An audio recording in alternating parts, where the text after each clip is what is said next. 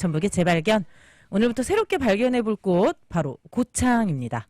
고창에는 어떤 역사, 어떤 이야기들이 담겨 있을까요? 전북 사학회장을 맡고 있는 조법종 우석대 교수 오늘도 함께합니다. 교수님 안녕하세요. 예, 안녕하십니까. 오랜만에 뵈니까 말이 네. 조금 어슴러지네요. 목이 메이시나 봐요. 예. 너무 청취자 여러분들 반가워가지고. 네. 죄송합니다. 고창은 저희 이제 천리길 해설사님들의 말에 따르면 유네스코가 사랑하는 도시다. 그렇죠. 이렇게 예. 얘기를 하셨어요. 예. 많이들 떠올리는 게 있죠. 고창하면 가장 먼저 복분자, 장어. 유네스코하고는 아닌데. 제가 다른 지역인가? 맞습니다. 사실은 복분자 장어가 가장 모든 네네네. 분들이 뇌리에 먼저 떠오르죠. 네, 그리고- 제가 천리길을 하면서 해설사님들은 그렇게 설명을 그렇죠. 하시더라. 유네스코에서는 이제 최근에 네. 세계 자연유산이 된 갯벌하고 네네, 맞아요. 그다음에 우리나라 선사 문화를 특징짓는 고인돌, 고인돌, 네네. 이 두 가지나 갖고 있는 네. 대단한 지역입니다. 그런 데가 없다고 하더라고요. 그런 맞습니다. 지역이. 예, 이렇게 세계유산을 그 두 가지 이상을 보유한 데는 거의 없습니다. 네. 예. 하지만 저는 이제 뭐 경관도 좋고 역사도 좋지만 일단 풍천장어하고 복분자 많은 분들이 사랑하시는 그리고 또 이제 갯벌과 청보리밭 그렇죠. 축제가 또 굉장히 유명하고 예, 최근에 아주 핫한 네. 명소가 됐죠. 예. 그리고 고인돌 고창읍성이 또 봄에 그렇게 예쁘더라고요. 그렇죠. 네. 거기에 철쭉도 피고 그 화려한 색감이 어우러졌을 때 아주 빼어난 네. 어디 비교할 만한 데가 없는 그런 경관입니다. 네, 그래서 저는 이제 올해 봄에는 못 갔지만 내년 봄에는 반드시 고창읍성 가야겠다 이런 생각이 들었었어요. 근데 그 고인돌 그러니까 갯벌 같은 경우는 우리 대한민국이 굉장히 좀 유명한 곳이 많은데 특히 예. 이제 전라북도 쪽에는 근데 고인돌이 이렇게 세계 문화유산이 될 정도로 대단한 유적인 거예요? 사실 그 인간이 남겨놓은 최초의 건축물이라고 할 수 있는 게 돌로 만든 거석 기념물, 우리가 영국하면 스톤헨지 떠오르듯이 네. 이제 거대한 기념물인데요. 그 세계적으로 보편적으로 존재하는 가장 대표적인 게 고인돌입니다. 고인돌이 뜻은 아시죠? 고인돌이요. 예, 고여 있는 돌. 네. 말 그대로 인간이 그 인공적으로 받침돌을 놓고 그 위에 높은 위치에 큰 돌을 고여놓고 뭔가 한 어찌 보면 인류가 만들어놓은 가장 오래된 그 하나의 거석 조형물이자 상징물. 건축물. 그렇죠. 건축물의 시작인 거죠. 그렇군요. 예. 그렇기 때문에 우리 역사의 유구성 플러스 보편성, 뭐 세계적 유구성 이것이 다 공존할 수 있는 공간이 바로 이제 고인돌 공간인데 사실 고창이 우리나라가 전 세계에서 가장 많은 고인돌을 갖고 있는데 그 중에서 가장 밀집된 데가 또 고창 지역이에요. 그렇게 좀 밀집이 돼 있다는 건 그렇죠. 어떤 의미를 가지고 있어요? 쉽게 얘기하면 사람들이 거기에서 그 고인돌을 만들었다는 거니까 가장 살기 좋거나 가장 의미가 있어서 많이 거기서 그 살다가 그 돌아가신 분들의 유해를 또 그런 모습, 그런 방식으로 그 모셨다는 그런 이제 명확한 공간이 되겠죠. 고창이 그러면 선사시대 때 이제 더 너무 아주 살기 좋았던. 살기 좋은 곳. 예. 그렇군요. 선사시대 중심 거점 도시.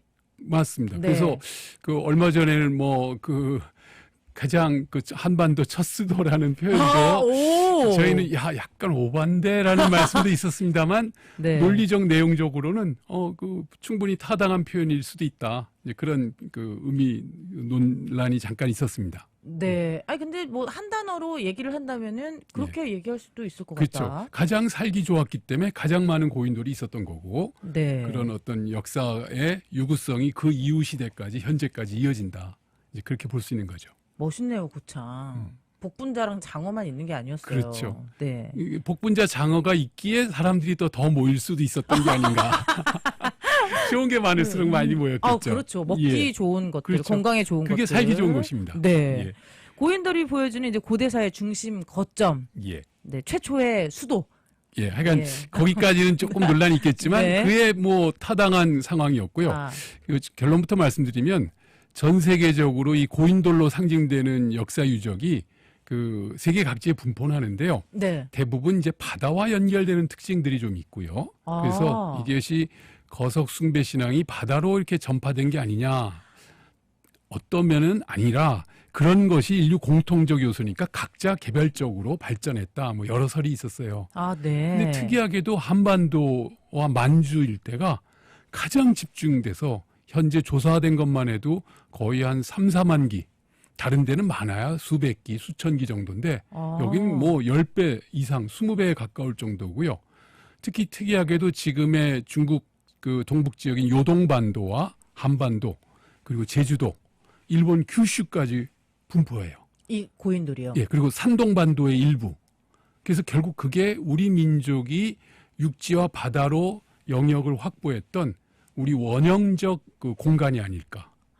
공통된 특징이 그대로 나타나요. 고구에서만. 네. 중국의 다른 지역에는 하나도 안 나오고 일본에도 다른 지역에는 안 나오는데 일본의 큐슈 가장 가까운 그다음에 제주도, 한반도, 그다음에 요동반도의 그 고구려 과거 그 고조선 영역이었던 고일대까지가 우리 민족의 원형적 공간의 모습을 이 고인돌로 확정할 수 있습니다.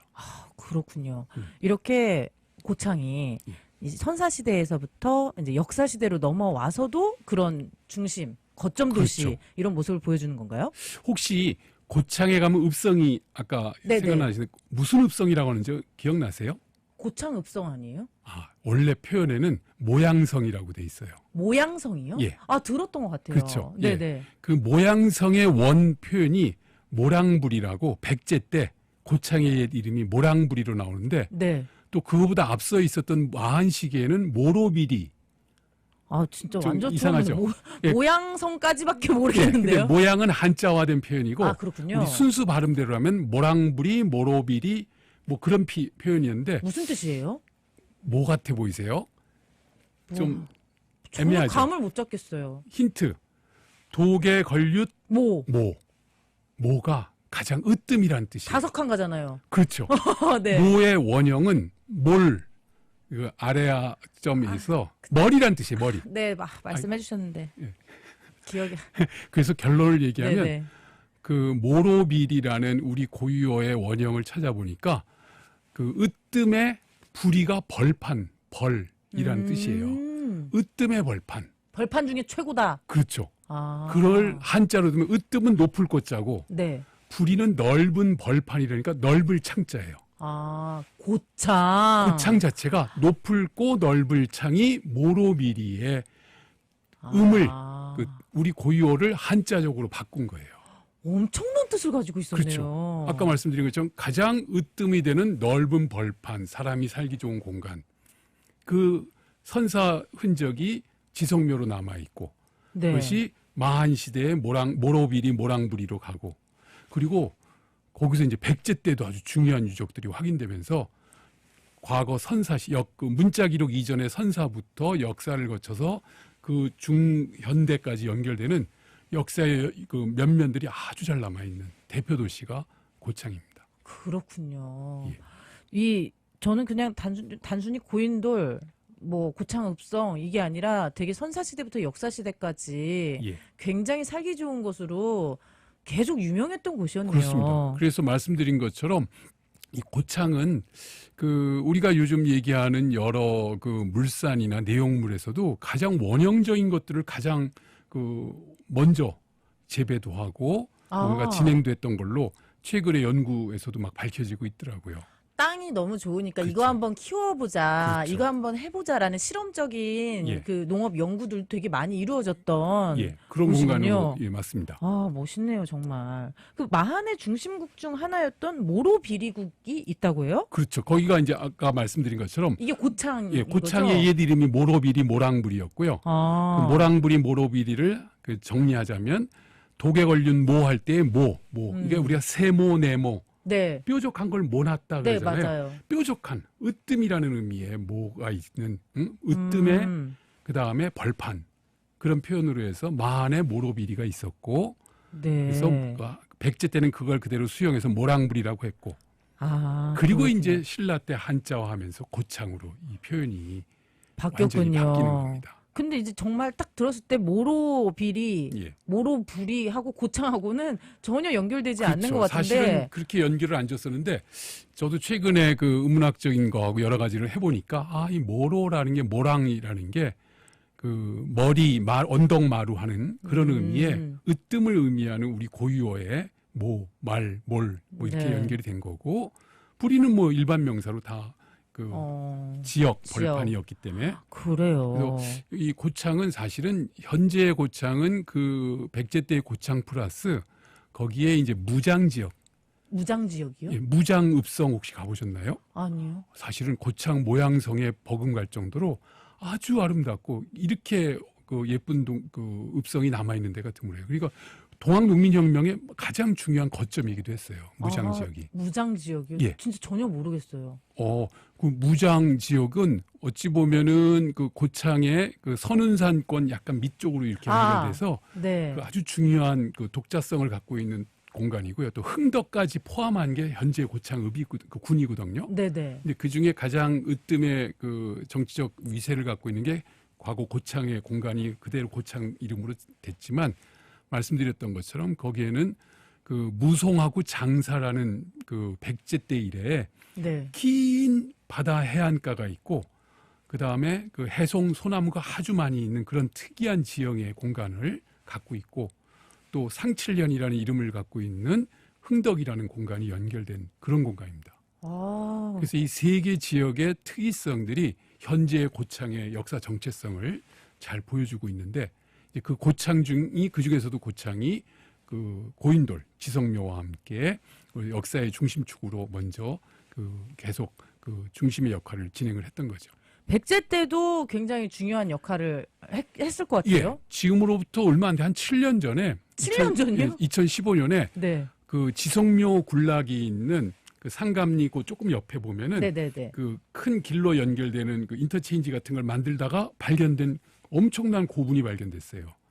아. 백제 때 만들어진 네. 백제 한 초중반 그래서 서기 4세기, 5세기 때 무덤들인데 규모가 한 50m, 70m 엄청 큰데요? 엄청 큰 겁니다. 높이도 한 10m 내외가 되는 것.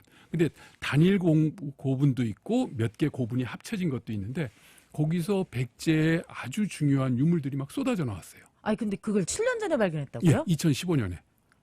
아니, 그러니까 너무 늦게 발견한 거 그러니까 아닌가요? 아직도 이런 유물들이 많이 그 우리나라가 지금 반만년의 역사이기 때문에 네. 곳곳이 다 역사 현장이자 유적지들이에요. 그래서 아. 우연히 이렇게 발견될 것들이 아직도 많이 남아 있습니다.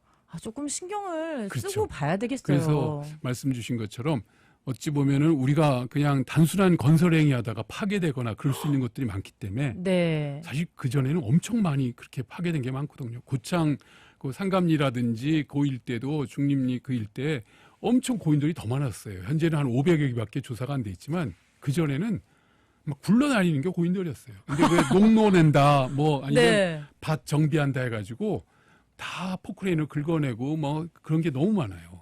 정말 안타깝네요. 그렇죠. 그나마 요즘 우리가 눈여겨 그걸 잘 정비해서 이 세계유산으로 등재했지만 고창은 어찌 보면 전라북도에서 또 하나의 으뜸의 어떤 그 국가로서의 역할을 자임할 수 있는 아주 선사 역사 그 실증 유적이 그대로 잘 남아 있는 그런 지역이라고 말씀드릴 수 있습니다. 네, 오늘 방송을 예. 고창 국민 여러분들께서 들으시면서 그랬으면 좀, 예, 네, 더 좋죠.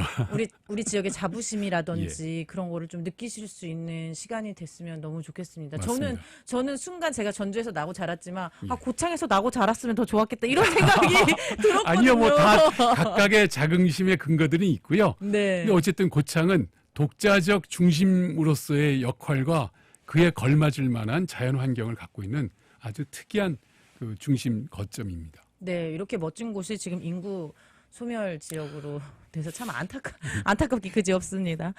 우리 고대사의 중심 거점이었던 고창. 오늘 고창의 고인돌 그리고 고창의 지명을 통해 다시 만나봤습니다. 다음 주에도 기대하겠습니다. 오늘 말씀 여기까지 드릴게요. 감사합니다. 예, 고맙습니다.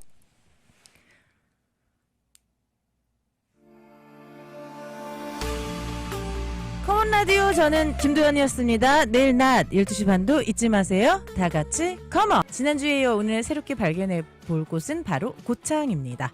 이번 주 만나볼 고창에는 어떤 역사, 어떤 얘기들이 담겨 있을까요? 전북사학회장을 맡고 있는 조법종 우석대 교수 오늘도 함께합니다.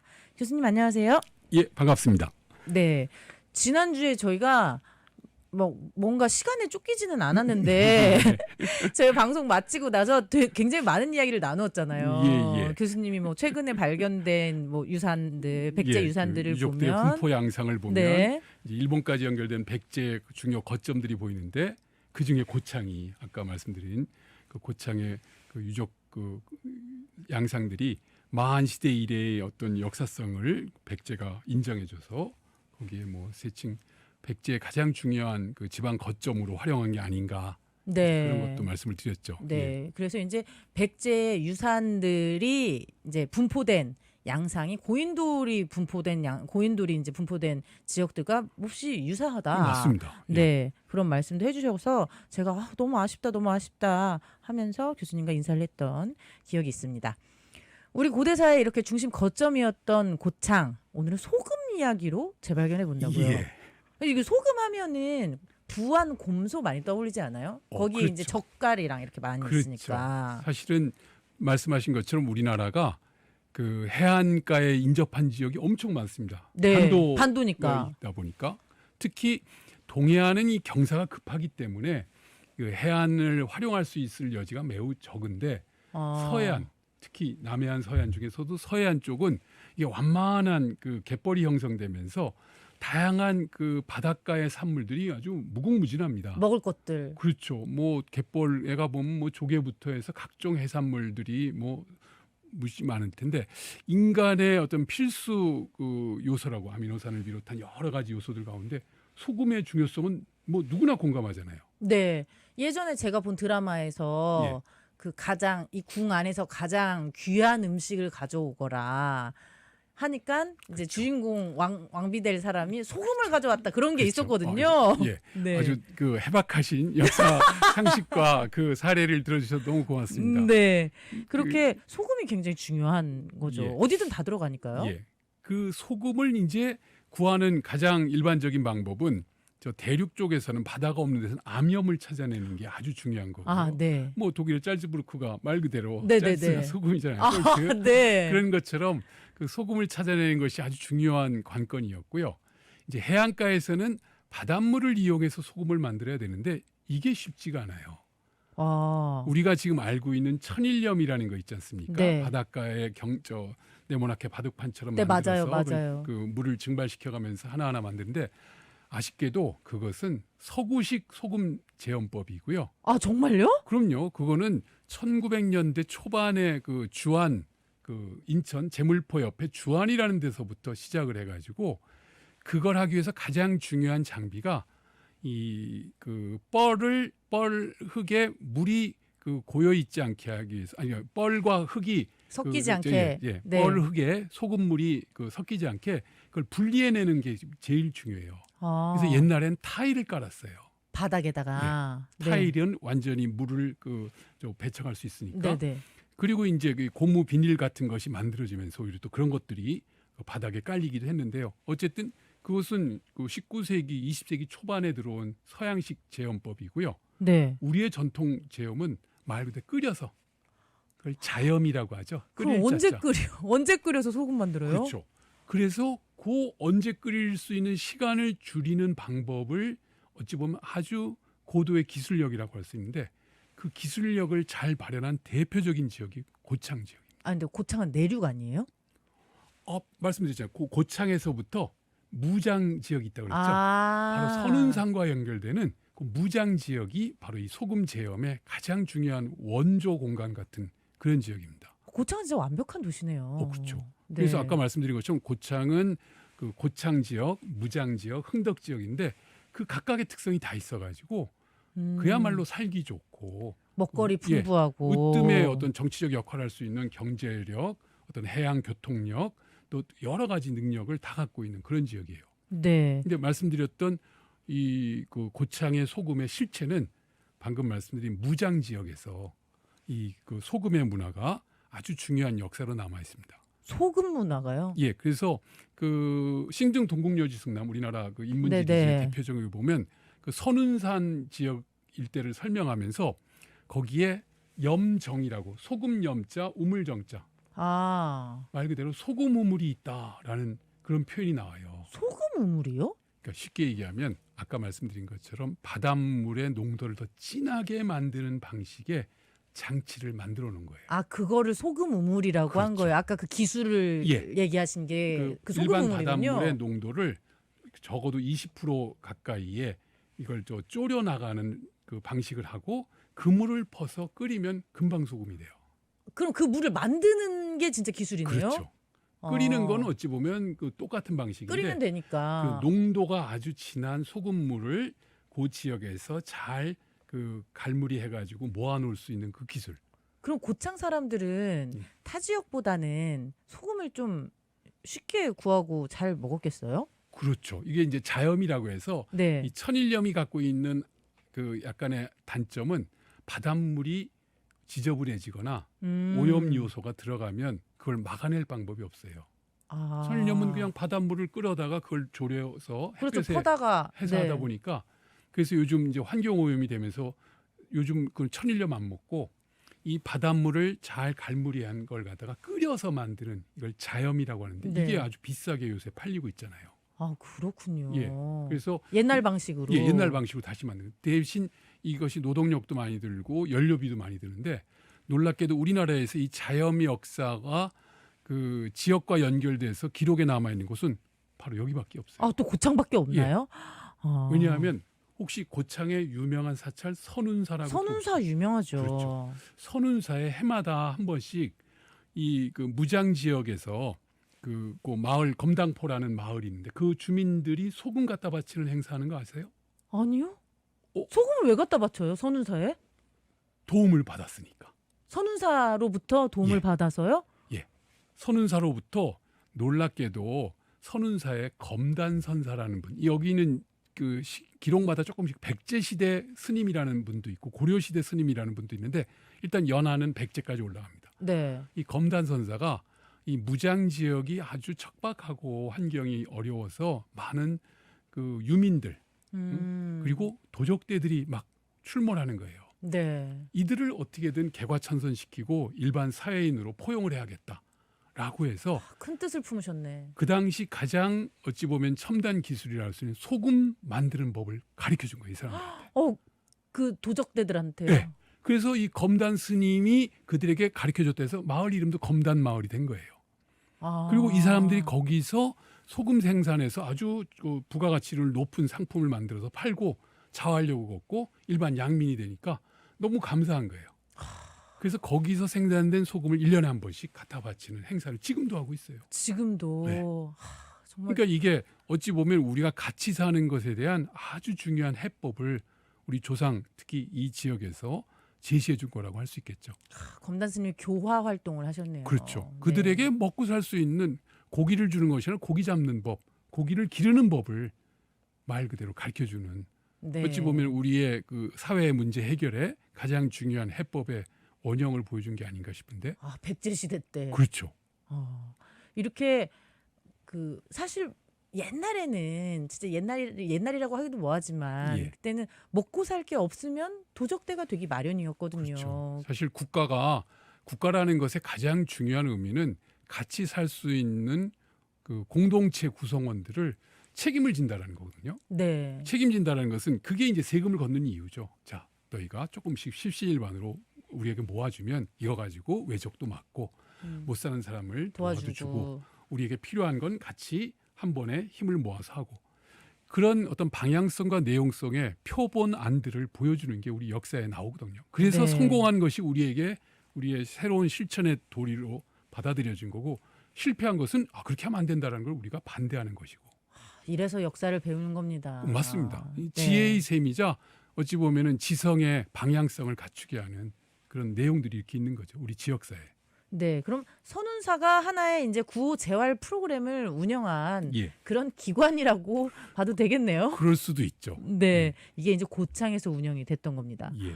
그 선운사에 그럼 방금 그 매해 소금을 갖다 바치는 예.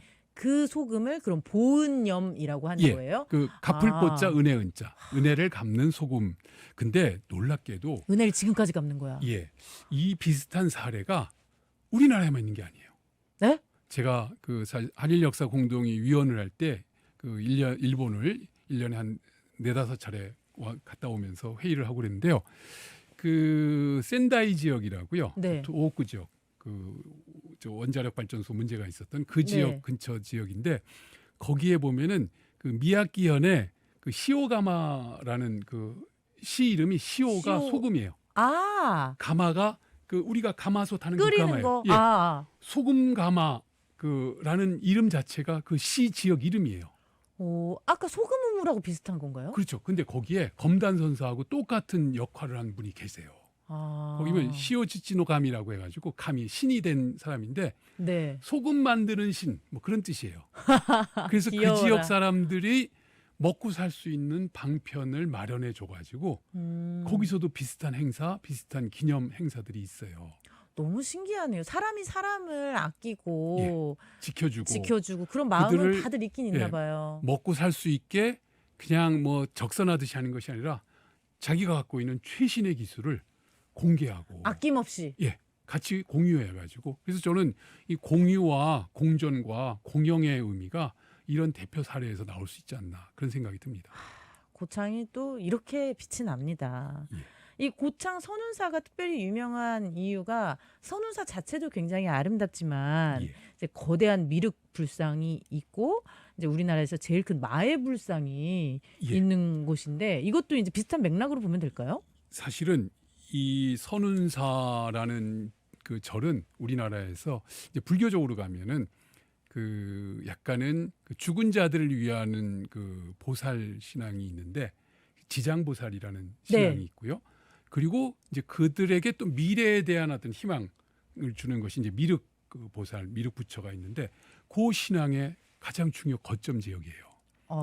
그래서 아까 미래에 말씀드린 대한 것처럼 그 우리나라 해안가 지역이 농사가 좀 쉽지가 어렵죠. 않아요. 네. 그러다 보니까 먹고 살기 힘들고 척박했던 것 같아요. 그래서 그들에게 이건 자활력으로서의 소금 만드는 방식으로 그들에게 힘을 주고 그리고 신앙적으로 불교에서는 어찌 보면 그들 세계를 벗어날 수 있는 방안을 제시한 게 아닌가. 그들에게 미래를 그렇죠. 손에 쥐어줬네요. 예, 그래서 희망을 주는 거죠. 사실은 이 종교 우리 기독교도 마찬가지입니다만 그 우리가 가장 그 관심을 갖고 애써야 될 것은 결국은 희망과 좀 새로운 세계에 대한 비전을 명확하게 그리고 거기에 걸맞을 만한 사회적 활동을 담보해 가지고 주는 것이 옳다라고 봅니다. 네, 저희 의뢰인 얘기를 꺼내는 게 적절한지는 모르겠지만, 예. 네 이제 교도소에 이제 계시는데 예. 그분이 처음에는 굉장히 울상이셨어요.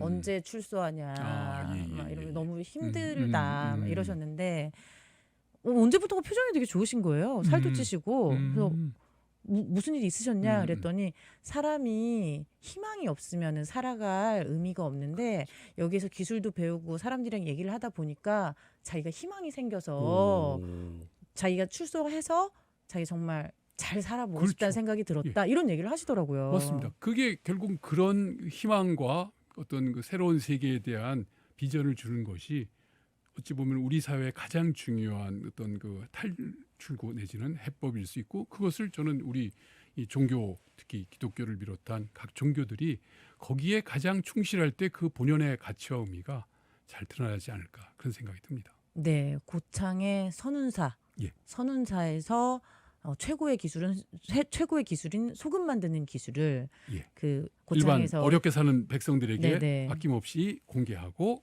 그들이 자활할 수 있게 했고 결국은 같이 살고 같이 클 수 있는 사회 공헌에 최근 저 변호사님께서 그 ESG에 관심이 있다고 하는데 네, 저 ESG 전도사죠. 예, 거기에 걸맞을 만한 대표 역사 사례가 아닐까 그런 생각도 듭니다. 네, 이 사례는 제가 꼭 한번 예. 더 꼼꼼하게 챙겨보겠습니다. 한국 전통 소금 문화의 중심 그리고 상생, 구호, 재활의 거점이었던 고창. 오늘 이 고창을 재발견해봤습니다. 지난 시간에도 그렇지만 오늘도 고창 국민들께서 이 방송 들으시고 자긍심, 뿌듯함을 느끼시기를 바랍니다. 교수님, 우리가 몰랐던 고창의 재발견 다음 주에도 기대하겠습니다. 오늘 말씀 여기까지 들을게요. 감사합니다. 예, 고맙습니다. 전북의 재발견 다음 주에도 전북사학회장 조법종 우석대 교수와 함께 고창을 재발견하는 시간 가져보겠습니다. 전라북도 14개 시군의 어제와 오늘을 새롭게 만나는 시간 전북의 재발견. 오늘 새롭게 발견해 볼 곳 지난주에 이어 바로 고창입니다. 이번 주 만나볼 고창에는 어떤 역사와 어떤 이야기들이 담겨 있을까요? 전북 사학회장을 맡고 있는 조법종 우석대 교수 오늘도 함께합니다. 교수님 안녕하세요. 예, 안녕하십니까? 네, 뵐 때마다 전 너무 반갑습니다. 아유, 고맙습니다. 네, 제가 지난주에는 우리 고대사의 중심 거점 고창 그리고 지난주에는 소금과 선운사 이야기로 본 구율과 복지, 상생의 고장 고창 이렇게 고창을 새롭게 만나봤습니다. 예. 오늘은 성곽의 성지 고창을 만나본다고요? 예. 사실 이제 고창 하면은 모양성이라고 유명한데요. 네. 그리고 또 그 무장 지역에도 또 무장 읍성이 또 잘 남아 있어요. 네. 그래서 우리나라에 원래 조선 초기에 읍성들이 참 많이 만들어졌었거든요. 네. 근데 그 읍성들이 안타깝게도 일제강점기 때 거의 다 사라졌어요. 아. 조선의 기억이나 상징물들을 일본인들이 의도적으로 다 없앴거든요. 네. 근데 다행히 고창 지역에는 그 대표적인 모양성과 무장읍성이 잘 남아 있어서 아주 상징적이고 또 의미 있는 것들을 보여주고 있습니다. 네, 이 모양성이 고창읍성이잖아요. 예. 네, 그래서 고창읍성과 무장읍성이 있다. 이 백성을 외구로부터 보호하기 위한 시설이잖아요. 성이라는 것 자체가. 그렇죠. 네, 그래서 조선 시대 때 이제 백성을 보호하고자 하는 편안하게 하고자 하는 이런 흔적들을 잘 볼 수가 있는데, 근데 이거 결국에 백성들이 다 쌓은 거 아닙니까? 물론 그렇긴 한데요. 네네. 이제 고려 시대에 왜구가 하도 창궐을 해가지고 고려 왕조가 국가적인 방어력이 없다 보니까 해안에서 약 어떤 경우에는 백리 그런 얘기도 있는데요. 네네. 한 20-30km가 거의 무인지대가 됩니다. 아, 못 다닌다는 거예요? 사람이 살 수가 없는 거죠. 왜구들이 하도 창궐하니까 죽이기도 하고 약탈해 가니까 그래서 결국은 바닷가에서 한 10km, 20km 그 내외 공간은 거의 무인지경이 돼가지고 네. 어찌 보면은 고려 시대의 대표적인 고려 청자가 네. 해안가에서 만들어졌거든요. 아. 단절된 이유가 그것 때문이에요. 다 약탈되고 거기에 살아서 기술이 전수됐어야 될 사람들이 납치됐군요. 예, 도망가고 결국은 생산이 30년, 40년 무인지대가 되다 보니까 결국은 기술이 단절이 되는 거죠. 그렇군요. 근데 고려가 이제 새로운 나라 조선이 됐을 때 조선이란 나라는 한마디로 무사들이 만든 나라거든요. 네, 그렇죠. 군인들이 만든. 네네네. 그러다 보니까 어떻게든 국가 방어에 대해서만큼은 책임을 져야겠다라는 그런 소명의식이 있었던 것 같아요. 그래서 태종 때를 전후해 가지고 이 왜구들을 막는 획기적인 대책을 우리가 도망만 갈 게 아니라 거기에 안전지대를 만들어서 왜구가 오면 잠시 거기에 피난해 있고 2-3일 안에 대규모 군대가 파견이 돼서 왜구들을 처단하면 되지 않겠냐. 아, 그런 시스템을 만들었군요. 그렇죠. 진관체제라는 방식으로 해가지고 가장 중요한 것은 조선 초기의 읍성이 한 100여 개 이상이 쫙 전 해안을 따라서 만들어져요. 아, 정말요? 예. 그리고 말씀드린 것처럼 재승방약 체제라는 개념하고 연결이 되는데 중간중간 거점 지역에 정규군을 항상 대기시켰다가 적이 왔다 하면은 그걸 듣는 순간 바로 타격. 그래서 아무리 길어야 3일 안에 문제가 되는 공간에 기동 타격대가 파견될 수 있는 그런 방식의 방어 전략을 세운 거예요. 와, 이런 읍성들이 이제 해안가에 전부 있었고 그게 남아 있다고 한다면은 정말 중국의 천리장성처럼 엄청 유명한 관광. 만리장성. 죄송. 무식함이 또 여기 티가 나네요. 네, 만리장성처럼 그렇게 멋있게. 나 진짜 이러실 거예요? 만리장성처럼 이렇게 좀 핫한 핫플레이스가 됐겠다. 사실 우리나라 읍성들은 그러다 보니까 높이가 애매해요. 가보시면 이제 모양읍성, 고창의 모양성이나 서산의 해미읍성, 순천 나간읍성 같은 게 몇 개 남아 있는데요. 높이가 한 5-6m. 사실은 철옹성 같은 그런 아주 막강한 방어력을 갖고 있는 그런 읍성이 아니라 한 2-3일만 버티면 되는 그런 읍성이었거든요. 2-3일 안에 이제 기동 타격대가 오니까. 그때까지만 버텨라. 그리고 왜구들이 많이 와봤자 100명 그렇게 이상 많이 안 와요. 소규모로 오니까 그 웬만하면 그 읍성에서 그 해결할 수 어찌 보면, 있군요. 사람들이 모여서 어느 정도 방어할 수 있는 거였거든요. 그래서 말씀하신 것처럼 우리나라 읍성을 보면 아주 위용과 압도되는 그런 위용이 있는 것도 아니고 아 저게 성인가 싶을 정도로 약간 귀요미네요. 예, 맞습니다. 담장처럼. 예. 그래서 사람들이 처음엔 꺄웃하는 거예요.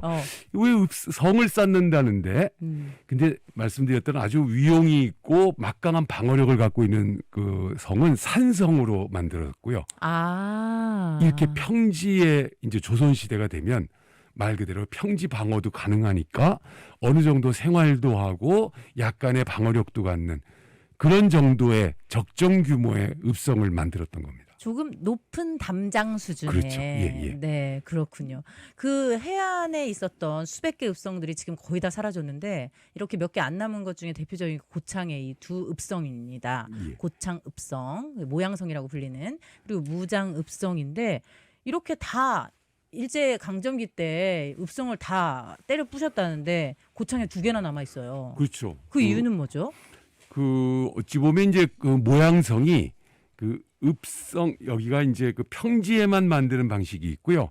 평지와 산을 살짝 이어가지고 그 두 기능을 갖출 수 있게 했는데 모양성이 그런 성격이 있고요. 네. 결국은 이제 그 지역민들이 또 어찌 보면은 그 지역을 지키는 마음으로 특히 읍성을 지키는 마음으로 좀 완강하게 저항을 했던 것 같아요. 아, 마을을 지키고 싶어서. 혹시 그 성에 그 성을 돌아가는 그 읍성 모양성제 얘기 들어보셨나요? 네, 얘기는 들었어요. 그 천리길하면서. 예. 그 모양성을 쌓는데 아마도 많은 그 일반인들이 같이 참여를 했던 것 같고 여인네들도 이제 참여를 했던 것 같아요. 네. 그래서 한 바퀴 돌면 다리병이 낫고 맞아요. 두 바퀴 돌면은 무병장수하고 네. 세 바퀴 돌면은 극락왕생한다라는 그런 얘기가 나오고 있는. 제가 그 얘기 듣고 그 생각을 했거든요. 3바퀴를 돌면 아 진짜 죽는 거 아니야? 약간 이런 얘기 했었던 것 같은데. 근데 네네. 그런 그 읍성을 쌓았는데 사람들의 어떤 참여도라든지 그것이 노동이 아니라 너의 몸도 위하고 너의 가정도 위한다라는 어떤 여러 가지 상징적 의미가 같이 있었던 것 같아요. 네, 그런 소망과 희망을 담은 예. 모양성이네요. 그래서 아무래도 이 고창의 모양성은 그 지역민들이 그걸 지키고 그걸 애지중지했던 마음이 워낙 강했던 것 같아요. 아, 네. 그러다 보니까 이 성은 아주 잘 남아있는 그 원형이 진짜 잘 남아있는 대표적인 성이 됐고 일제 강점기에도 그런 고창읍 사람들의 마음이나 그런 간절함들이 남아 있어서 예. 훼손되지 않고 지켜졌다. 이렇게 보면 될까요? 맞습니다. 그 1940년대 초반에 해방되기 전에 그 일본인들이 조사했던 여러 기록에도 보면 그 조선의 향토 오락 해가지고 고창에 있는 고성을 지키기 또 그걸 유지하기 위해서 사람들이 행했던 답성놀이 그 얘기가 또 이미 기록이 돼 있거든요. 아. 그래서 그와 같은 내용들이 다 이미 합쳐져 가지고 고창 모양성이 잘 지켜진 게 아닌가.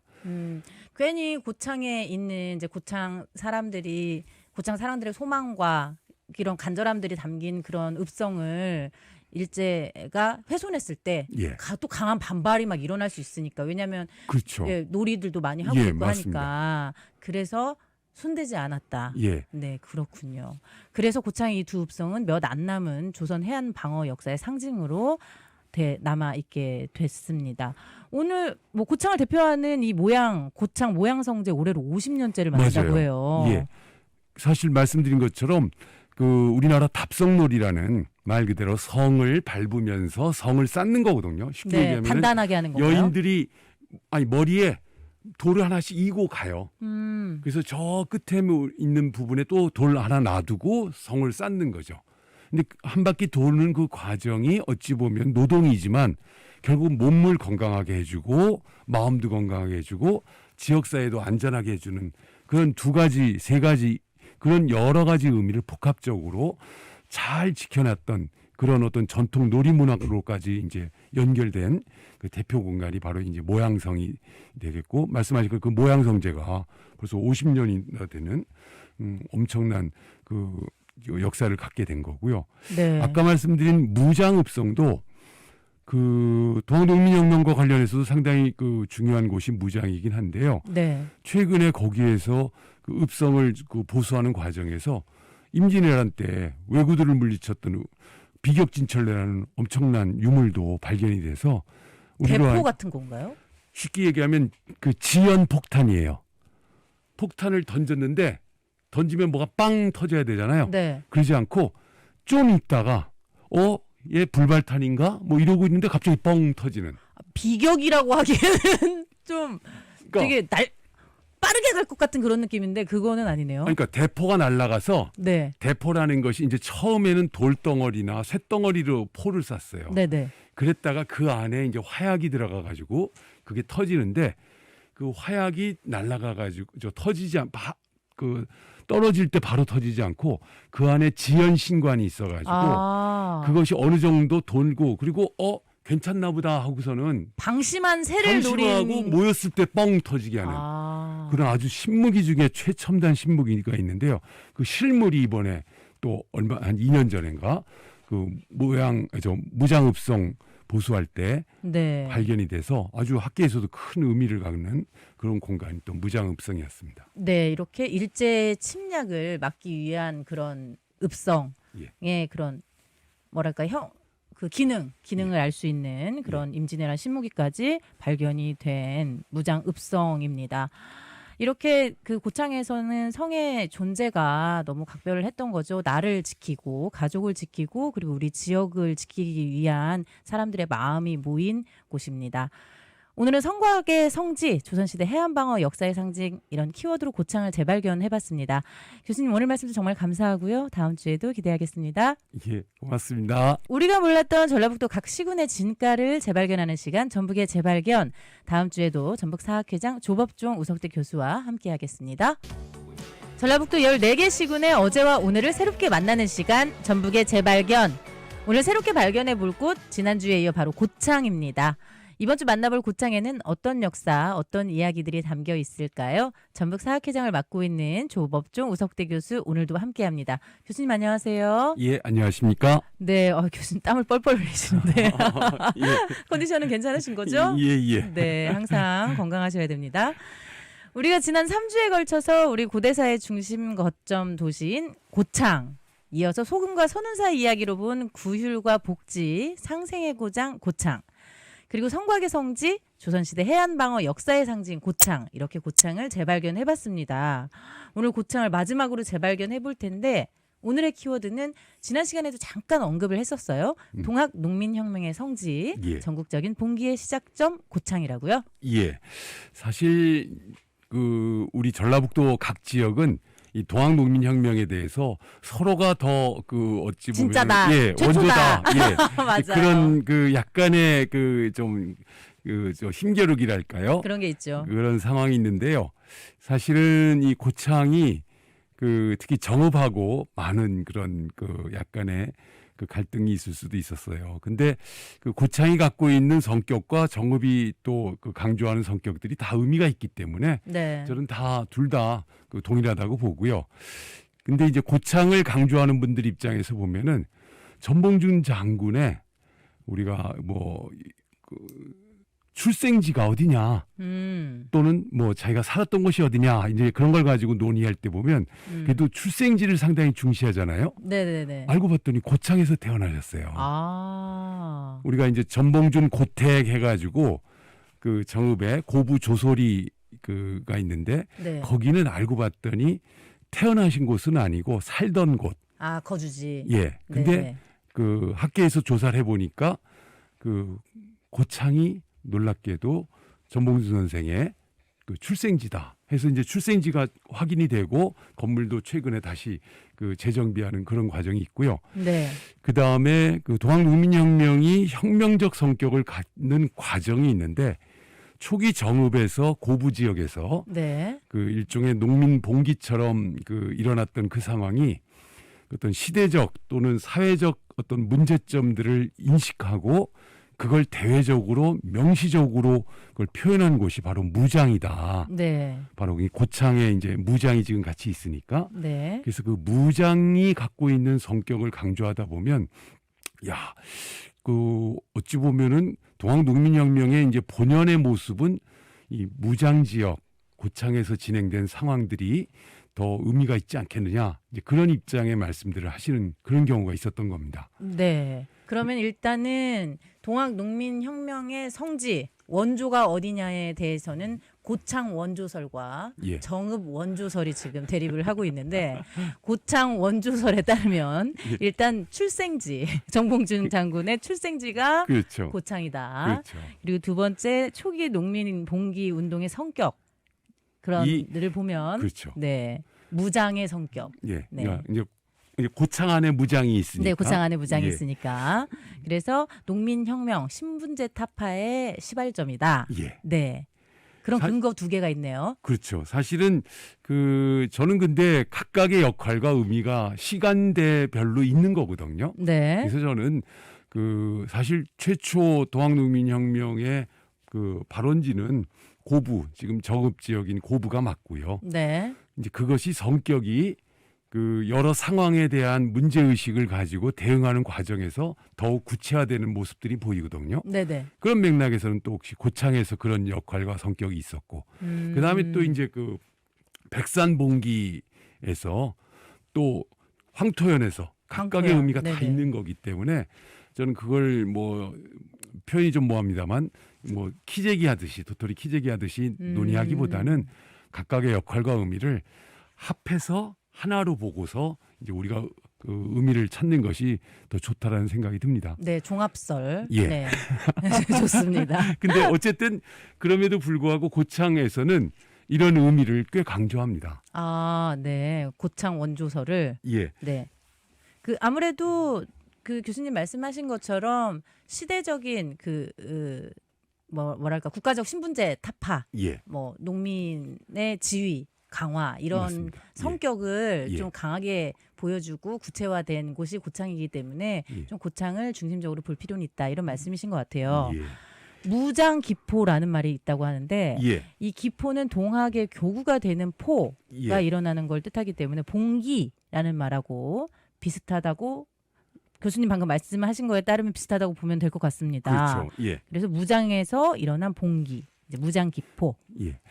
동학 농민혁명의 시작이 고부 밀란이라고들 생각을 하시는데 진짜 시작점은 무장기포다 이런 말씀이신 거죠? 이건 좀 약간 좀 너무 논란이 될 수 있고요. 네네네. 말씀드린 것처럼 시간 순서대로 각각의 역할과 의미가 성격이 하나씩 둘씩 추가가 됐다 그렇게 보면 될 것 같고요. 네. 말씀드린 것처럼 처음에 고부에서 밀란 형태로 봉기가 일어났고 그 상황에 대한 어찌 보면은 안핵사 이용태라는 사람이 와서 그걸 처리하는 과정에서 백성들이 깨달은 거예요.